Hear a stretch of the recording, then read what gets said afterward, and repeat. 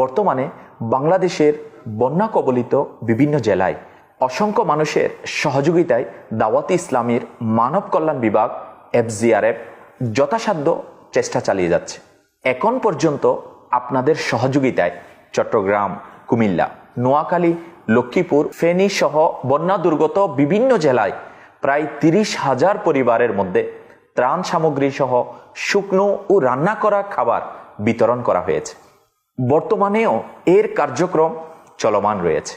দাওয়াতে ইসলামীর কাফন দাফন বিভাগের সহযোগিতায় প্লাবনে মারা যাওয়া মুসলমানদের কাফন দাফনের ব্যবস্থা করা হয়েছে। আর এই সকল কাজ সুষ্ঠুভাবে পরিচালনা করার লক্ষ্যে আপনাদের আর্থিক সহযোগিতা প্রয়োজন। আপনার প্রদানকৃত অর্থ শরীয়ত সম্মতভাবে বন্যা কবলিত মানুষের কল্যাণে ব্যয় করা হবে। প্রিয় নম্বর সেট করে বিকাশে সেন্ড মানি করুন ফ্রি।